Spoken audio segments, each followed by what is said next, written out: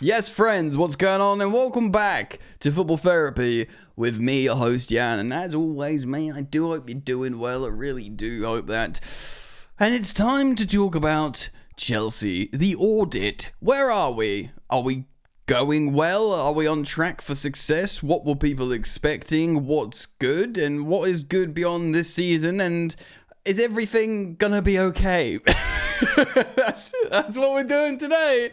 So lots to talk about because people are raising eyebrows about the transfer strategy. Maybe not everyone is on board entirely with Enzo Maresca, which would be interesting to talk about that as well. Of course, the owners have certainly been under immense scrutiny. The sporting directors even more so, and I wanted to sort of get into it a little bit today. Of course, we're at the beginning of February, not much of the season left, about a third, quarter-ish, and we're in the run-in now to basically either have a successful season or not. So we're going to get into all of it today. As always, I'll thank you for joining me. If you want to support the content, you're more than welcome to. You just drop a like on the video, subscribe if you want to, hit the bell if you choose to. And yeah, man, delighted to let you guys know that this video is brought to you by my partners, Stocks FC. Chopping my hands off there. It is a stock market trading platform for footballers. It's a lot of fun. It is 18 plus because you put money in, but you get to demonstrate your footballing intelligence by buying low, selling high, and essentially, yeah, just kind of a little bit like FPL where you basically, you sort of project who's going to start doing well. You get stocks in that player. And then, you sell them when they're high and you create a portfolio. It's a lot of fun. The platform's actually wicked. Looks really sleek. It's really easy to use and looks nice and clear. Check it out, guys. You can scan this QR code here on the screen in front of my left hand, right hand to you. Or click the link in the description to check out Stocks FC. It's a lot of fun. So, just have a look. What, mate? So let's talk about it then. A little bit more of a intimate video today. No, not only Jan style. I'm not going to. Actually, I might actually take my top off. Not in a sexy way, but in a wow, these studio lights are cooking me in this hoodie. So I'm going to pause, and when I unpause, I'll either be naked or in a t-shirt. Let's see what happens. Ah, sorry, ladies, in the t-shirt. Yes.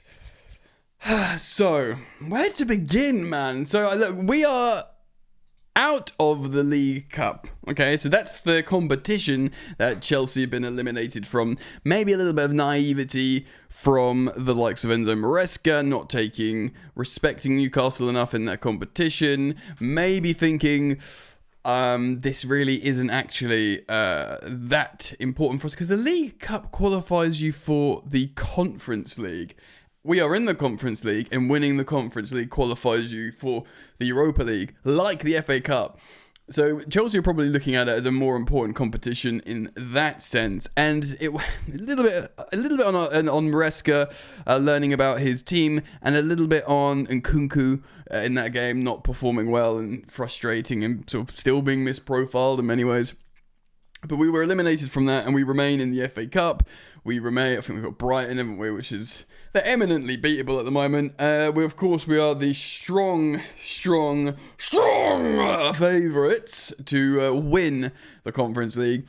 And you have to say, I know it feels really unfair for a knockout competition with teams that have qualified for a European competition. So they're not like a bunch of, I joke calling farmers a lot of the time, but do you know what I mean? They're still like clubs that had to do well to get to that position, into that knockout, competition. It feels a little bit bad to say if Chelsea don't win that, it will be just an absolute crisis and, mockery. And I do kind of agree with that, but at the same time, it seems slightly unfair because anything can happen in a game of football. And it's not, and it's a game of football where, teams have earned their right to be there. So, yeah, we are expected to win that. And the FA Cup, I mean, look, if we win the FA Cup, it will be amazing. We haven't won the FA Cup since Conte in his second season. So, Yeah, and that was, Conte was still throwing his toys out the pram and doing all kinds of weird stuff in their second season. So it's 2018. We haven't won the League Cup. This is why I was frustrated why we kept losing to ruddy Liverpool in the finals, and we obviously got eliminated this season. Since Jose Mourinho, I think, 2015, possibly, 14, 15, that must have been it. So that's a decade, man, we haven't won the League Cup. So I would have liked to do that, but of course the priorities are getting back into the Champions League. Like I said, if we won the Conference League, we'll get Europa minimum, which would seem frustrating. And I really wanted to do this video because I wanted to talk about what was expected of us this season, how our expectations changed, and is everything in the right place and are we moving in the right direction? So we know the state of play. We're 4th in the Premier League, yeah? We are, but saying that, we are only 3 points ahead of 7th. It's very, very tight. Chelsea are very closely followed in 5th by Man City, 6th by Newcastle, and 7th by Bournemouth before a 3-point drop to Aston Villa, who are still only 6 points behind us. We're actually 4 points behind 3rd as well. So it's a very, very tight and difficult race. That's the state of play. Of course, we don't start playing Europa Conference football again until next month. Yeah. So going into the season, we need to talk what about the expectations were. Of course, Pochettino had a good run, and we all know the story. He had a good run, 5 wins in a row. I personally didn't think they were overly convincing wins. I'd take any win and any time. If you win, I don't care how it happens. Especially as a Chelsea fan, that's my position. That's how I've learned to be. I don't feel like there's any sort of a sense of entitlement of how you play. But certainly under Poch, we conceded a record amount of Premier League goals, and for me, that is eminently not Chelsea to just basically bend over and concede so many goals that I really didn't like. And even with that sort of uptake in form towards the end of the season, it was still very tense, the games, and they weren't overly convincing. So there's that. We bring in Enzo Maresca, unknown quantity, underwhelming appointment for a lot of people. Was quite intrigued by it, just because you don't know. Do you know what I mean? Like he's just won the championship, and he's worked with Guardiola. Do you know what I mean? And that's meant to be a good thing. And as time goes on, before we talk about the execution and how Chelsea have played, I really like Enzo Maresca actually, because of how reserved he is. He does talk about tactics. He will talk about players. Every now and again, he'll give the journalists like a compelling nugget to write about. But generally, he's not fazed by winning and he's not fazed by losing, which is actually a good attribute to have, especially to sustain your position in a high-profile, managerial job. Obviously, people like Klopp and Pep are a bit mental, like centric kind of crazies, but that was kind of okay because they were like, consistently really good. So you can sort of have a bit of that. And of course, Mourinho and stuff. I think Arteta's like a little bit volatile to the point where actually it doesn't help him sometimes. If he was like Pep and winning loads of league titles, yeah, you can be a bit crazy. But the fact how I feel like with all the turbulence and the crazy stuff that's been going around Chelsea, for him to sort of hold it down like that, Maresca, and the way he talks about, when we're playing well or we're playing badly, or the transfer windows, or the story about the bomb squad, or his decision to, strong decisions to just not play certain players and, cast them out. He's just consistent and there's no sensationalism to it, and that's kind of really nice. As someone who's I'm such a big Chelsea fan that affects me so much, I try not to get too emotional because I just lose my mind over it. And of course, someone that works covering Chelsea, just after chaos and chaos and chaos, to have this geezer who's just got this reserved, calm, demeanor. And he's an Italian. Chelsea have done so well with Italian managers. I like him. I think he's good. I think he's a good coach. He's proven since he's come in. He's actually disproven a lot of assumptions about him. Firstly, that he's this dogmatic, philosophical manager that's going to be Sarri ball 2.0. There was a lot of fear of that because of what he did with Leicester. He didn't change the way he played. A lot of people were freaked out that he was just going to do this kind of sorry ball, and if it wasn't working, it was just going to be passing, and the Chelsea fans don't have a lot of patience for that.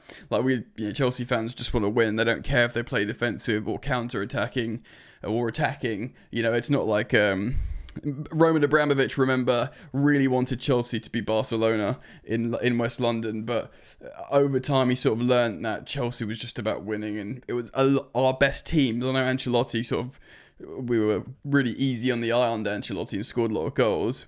Chelsea's, successful Chelsea's been about big characters, strong resilience, and not particularly having a style of play or attacking identity. And that's what I hated, the fact we just conceded loads of goals last season because it was so un-Chelsea. But there was a fear that Maresca would come in and be this dogmatic, philosophical coach, and do you know what I mean? And just do boring football, I suppose, to a degree. That hasn't happened. He has changed. Lineups changed a lot. He's gone for different tactical approaches. He's obviously gone for inverting right back, inverting left back, inverting fullbacks into the 10 positions, the pockets, both. Obviously, we saw a lot of that with Gusto early doors, and now we're seeing it with Cucurella to the point where he was playing on the inside pocket in the last game when we came back to beat West Ham, and then Kunku was almost playing like an inverted left back behind him. So there's been lots and lots of innovation. We've seen players move in different positions. We've seen the one thing that's been sustained is maybe the pressing structure, the 4-4-2 out of possession, but all Premier League teams do that. But then we've also seen games where he's done generic flat back fours with up and down fullbacks, instructions to do what old school fullbacks used to do. So essentially we have seen a great deal of tactical versatility, and his last game against West Ham was really, really positive because he demonstrated to a lot of Chelsea fans that had previously been frustrated about it with him with not making subs. He made all 5 subs, 4 of which were really, really early on to change the game, and he made not only personnel changes on the pitch, he made tactical changes on the pitch, which actually affected the game and saw us come back to win, actually. So it was a good demonstration there because, Potter set up West Ham in a really kind of, I don't say negative, but robust way. So for him to get past that was really, really good. And I'm not saying he's the new Guardiola. He's still, I know he's 44, which isn't young, but he's sort of still, he's not long in the tooth in management, so there's still scope for development there. There's certain managers that have been managing for a long time, you just sort of know what they are as known quantities. We don't really know what he is yet. He's been in sort of impressive, and I feel like, I know it's only the Championship, but he was part of the treble-winning coaching staff at City, so he was around that, what it's like to win. And then his first proper job, I know Palmer was a bit of a failure, he won a league, even though it's the Championship, he won it. So he's kind of had these experiences of really, really helpful. He's not just, been a coach and a mid-table coach and learnt to sort of float around mid-table and perform kind of well. He seems like maybe he knows what it's about to win. Yeah, which is great. So in terms of auditing and evaluating the Chelsea manager, I think he's impressed. I think on the 5th of February, so far, he's largely impressed people and surprised people. They're really frustrating certain individual games. I think for me, the most frustrating is letting the worst Man City team in a decade do the double over you. And we're above them in the table. We should be clear of them, maybe by 6 points. But we gave them 6 points. It's honestly, it's or 12 points, sorry. Could that be 12 points swing? Anyway, whatever, maths. We played in such a fearful way against them. All other teams just jumped on them. That was really, really frustrating for me. And of course, there was the 2-0 loss to Ipswich, currently 19th Ipswich. Yeah, that was a disaster. But those results will happen. I almost don't mind that to a degree. Obviously, I don't like it, but to a degree, I almost be like, wow, that was a horror show. We lost 2-0 to a team that's definitely going to get relegated and only has 16 points. Well, probably will get relegated. So that was, but these freak results can happen in a very young team, and of course we got to mention the team now. we are the youngest team in the Premier League. That to a degree, and not as an excuse, but is a cause, is to the symptoms of, I don't know, not being able to play well in adversity. So let's try and think about which way to structure it. Should we talk about the team before we talk about the expectations? Because the team, we thought early doors in the summer we had this like superstar. I mean, I'm speaking for myself here, like roster of excellent attacking players, and to a degree, we did. Of course, lots of these players have gone. Some have gone on loan. Joao Felix is gone, and Kunku seemingly doesn't work. We are short a striker. Just there's probably short a left winger. I know Maresca recently came out in his post-match press conference and said, look, Tyreek George is a profile we like to cover on the left in the absence of Mudryk. Fine. But for me, we're short a midfielder and we are short a striker and a goalkeeper. We were never going to buy a goalkeeper in January, but we'll probably see a few more games of Philip Jorgensen in goal now and learn a little bit more about him. But yeah, I'm yet to be convinced. I'm open to being convinced. But in terms of squad development, of course, the likes of Andre Santos, who's an amazing midfielder. Many of you will be watching what he's been doing in Ligue 1 for Strasbourg. He's he's like seriously high profile in terms of his ability. He'll be joining. We might still sign another midfielder, a centre-back. Of course, right-wing cover, Estevan Williams joining in the summer. Kendry Pies is joining in the summer. These are players we already own.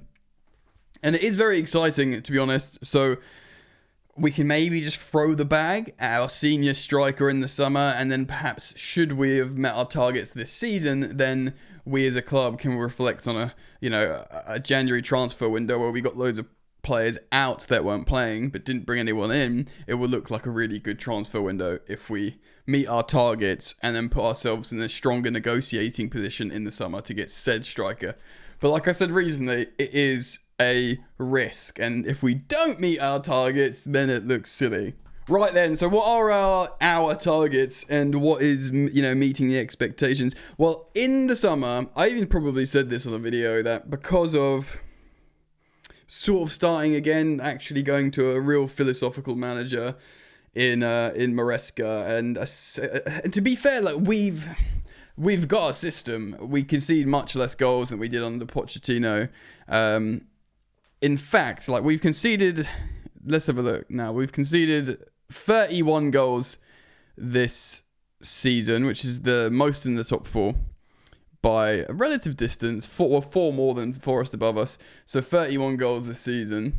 Let's have a look at last campaign. Okay, we conceded 63 goals last season. 63 goals and scored 77. How many goals have we scored now? 47. So we did pretty well for goal scoring last season. It wasn't the goal scoring, it was the horrendous defence, and defence is obviously very important. I was probably said in the summer that I want to see a philosophy, some tactics, feel safer in certain games. I was prepared for us to just go for a top 6 finish again, but hopefully this time play in Europa League rather than Europa League Conference. And of course, knowing that we're in the conference, should we win the Europa League Conference, we qualify for the Europa League. So that is a European competition above. So I was thinking Europa League qualification minimum. I know a lot of people were like, well, you got to be top 4. But in my head, I was thinking Europa League, but kind of almost more importantly, just a vision of like a system and things coming together and development. And you'd have to say we've sort of seen that. So I would have been like Conference League, top 6 and a cup run. And we are on for all of that. It's hanging in the balance because there is a world where we don't finish in the top 6. Like I said, we are only 3 points clear of 7th. Yeah, so that swing is insane. It can happen easily. It's an insane swing, a really easy swing to happen rather. So there is a world where we don't even reach that top 6. But if we finish in, say, the top 5, because that will qualify you for the Champions League, and win the Conference League, excuse me, is that a success? Is that success? And then we can look, right, we're in the Champions League next season. What does that mean? Well, it means we can attract a better striker, the striker that we need. And it means we can negotiate a better front of shirt sponsor. The fact how we are almost, well, we have gone for a whole season without a main shirt sponsor is just ruddy mental. Probably not spoken about enough because people have just got used to it, but it's just weird, bro. It's not even like it's that nice a kit that we've got, so it's going to be iconic without a sponsor. It blows my mind how we still don't have that. But anyway, Champions League, you'll negotiate a 5-year deal with a main shirt sponsor. You'll be in a stronger negotiating position to get more money. Like I said, you'll attract better players, get their striker. If we lift the Conference League, Reece James, captain of Chelsea, lifting a trophy as captain. My friend Nick Villaney on the London is Blue podcast referenced that when I was guesting on it. Like, that is, you know, if you see that, if you see Reece James lifting a trophy as Chelsea captain, when he's still like, how old is Reece James? 25, 26? He can't be 20. He's 25. He doesn't turn 26 until next December. So he's still young. He's a young captain. Him lifting a trophy as Chelsea captain would be success. A European trophy. I know it's the conference, but it's the one trophy we don't have. It's completing the set. It's a good opportunity for these very, very young players to experience lifting a trophy together. That's what it feels like. Now go and do another one, or, you know, an FA Cup and then a Premier League, you know. Do you know what I mean? It's important to lift trophies. Like, for all Arsenal's development under Mikel Arteta, 5 years without a trophy, and that FA Cup they won at Chelsea's expense, that was like, it wasn't really his team. It was sort of Unai Emery's team. It was a weird final, wasn't it, when Pulisic scored and got done his hamstring. Kovacic got sent off for being fouled because it was before VAR. This is how long ago it was.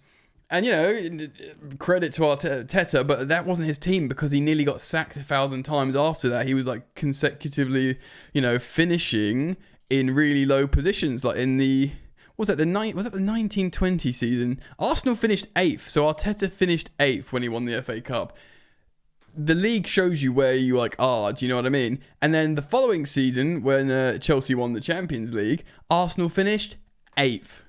So it wasn't his Arsenal team as you know it. Which are good, they're big, strong Premier League consistent performers. That team didn't win the FA Cup 5 years ago. It was a whole different vibe. It was only until 2021-22, Arteta's third season, finished 5th. So not even in the Champions League. It was only 22-23. So the last 2 seasons they've become good. It really took him a while to get going. So his young team haven't lifted the trophy. And to be honest, they probably won't this. I mean, they're playing in the Cup, aren't they, tonight? I think Newcastle have got 2 goals on them. There's a good chance they won't this season. So lifting a trophy is really, really important for young players because they get the taste quickly. You know, like, right, we've lifted the trophy, let's go and win some more. So that would, I know everyone's expecting us to. Nothing's a given in life. But if we finish top 5, get Champions League, Conference League, and then, you know, as they say, que sera, sera, whatever will be, maybe we'll go to Wembley in the FA Cup. But we'll see what happens there. Look, man, if we qualify for the Champions League and we lift a European trophy, and we've, you know, learnt more about our squad, you know, like more about who works, who doesn't. You know, Joao Felix is just mental. I've spoken about that yesterday. You know, and Nkunku will probably go or make some money on him. Maresca's got a big body of evidence of what he needs. You know, bring this player in, bring this player. Can commit. It does seem like they're committed to him. Then we can actually build a squad in his image and not just a sort of, you know, high-ranking FIFA card squad of talent. That's very, very important. The owners will continue to be under scrutiny until Chelsea are just good again. You know, I looked at that Todd Bowley video when he was at a conference saying, you know, our target's just to win, to be good, to be sustainably good, sustainably winners. And it's time to get off the pot, really. But look, top 5 finish, Champions League, Conference League. I am backing Maresca. I do like him personally. I don't look around Europe thinking, I want that manager at the moment. Do you know what I mean? You know, it used to be like, oh, Pep Guardiola, if I could just pick anyone, Pep Guardiola. But he's lost the plot. So, maybe Xabi Alonso. So I'm kind of, apart from these dumb results, I'm kind of happy. And the difference, right, between Man City and Chelsea, I know they're trying this like erratic mid-season rebuild, is that the best is yet to come with Chelsea. Like I said, the average age of Chelsea is the youngest in the league. We haven't fielded over a 30 player that's 30 or over in the Premier League this season. That will just in many ways inherently get better. Man City are old. Even Arsenal, they're a lot older than Chelsea. They're one of Liverpool are much older than Chelsea. They're like, you know, in the top 25% of oldest players in the league. So they're a now team. So, you know, if you finish for Champions League place with these young players, add the striker, the best is yet to come. I know I get accused of toxic positivity all the time, but you know, I like to be positive. I've analysed the situation here, and I feel like, obviously, if we go on a losing run now, yeah, let's all get annoyed and panic. But but in the meantime, I look at it. I like the manager. I like lots of the young players, and I do think we need additions. So I wanted to basically have a sort of football therapy session here and talk about where we are, where we're going. I really want to get you guys your thoughts on this. So please do tell me your thoughts in the comment section below. It'd be nice to just have a general conversation about Chelsea between ourselves and see what we think. A bit of a longer video, of course. Thank you for liking and subscribing. If you want to check out Stocks FC, my partners, great as well. Scan the QR code here or click the link. And of course, there is football therapy merch for those of you who are interested. And maybe if you've watched to the end of the video, you're one of the more devout fans to my content, and you might be inclined to check out the Goat Gang and also football therapy style merch. I'll put some products below the vid. All right, man. Have a good evening, morning, afternoon, depending on what time zone you're in. And I hope to see you back here soon. Peace.